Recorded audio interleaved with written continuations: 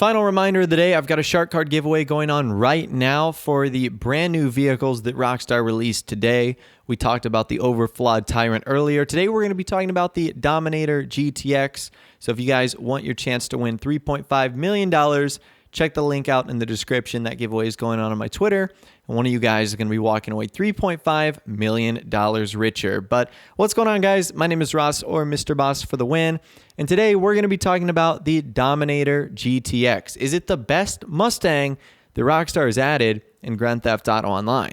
So it's going to be competing with the Dominator that we've had since day one, the Vapid Ellie, and obviously the GTX. So the Vapid Dominator GTX is available on the Southern San Andreas Super Auto site for $725,000.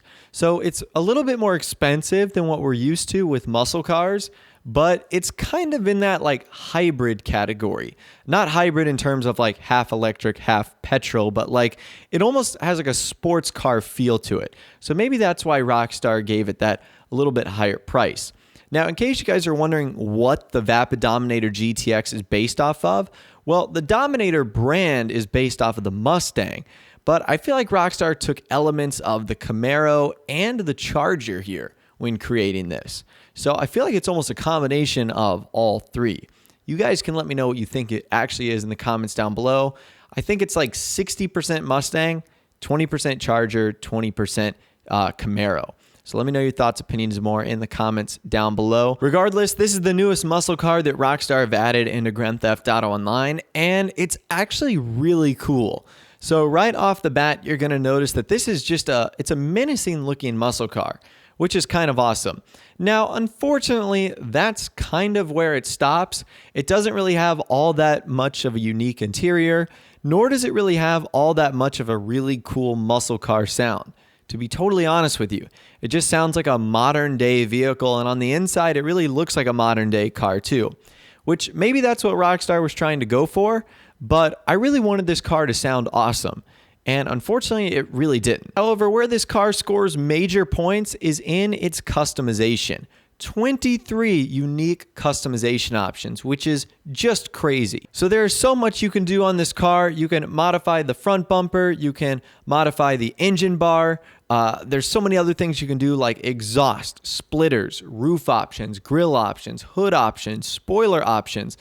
You've got chassis options to make it sort of a wide body. There's so many things you can do to this vehicle. You can add mud flaps on there. You can adjust the back, like the back headlight area.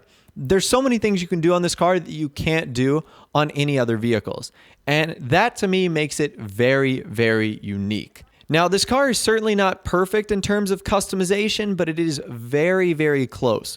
One of the few things I would have added to this car, number one, the ability to change the mirrors. I feel like this vehicle could have benefited from some nice mirror upgrades. But also number two, a lack of liveries. I think there is some amazing choices of brands and sponsorships that Rockstar could have included here to make some awesome looking liveries. Unfortunately, this and the Tyrant both don't share livery options, which is a little bit unfortunate. Now, you can still create some really cool colorways here and specs, but having some liveries would have been really, really nice. So customization on this car is, I would say, an A.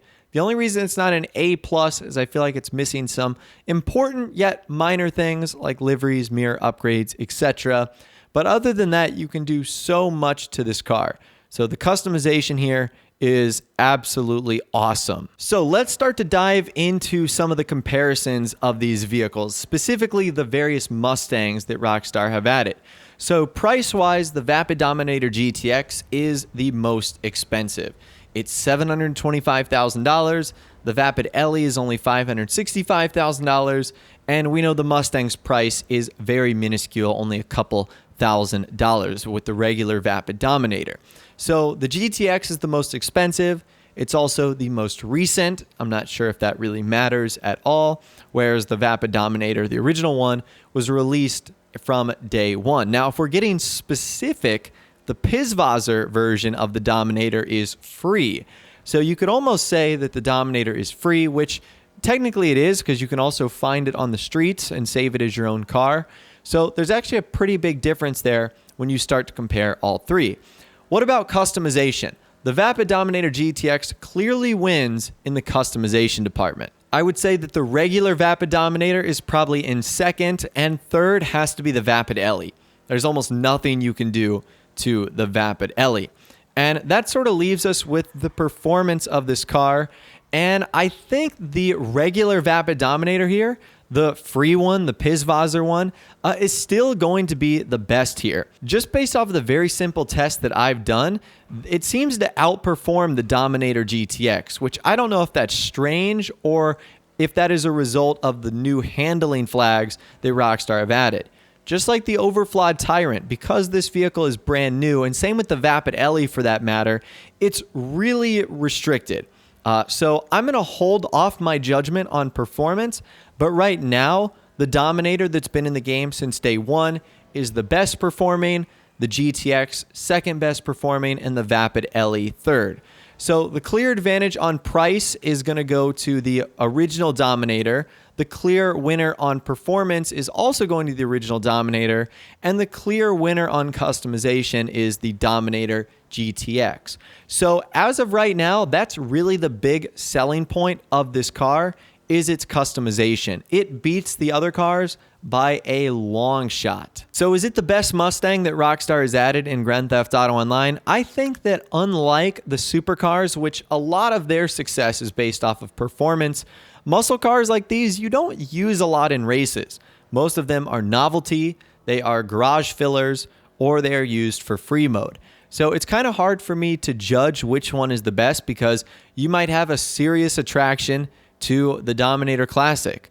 You might love the Vapid Ellie, but you might not necessarily be a big fan of the more modern look of the Dominator GTX.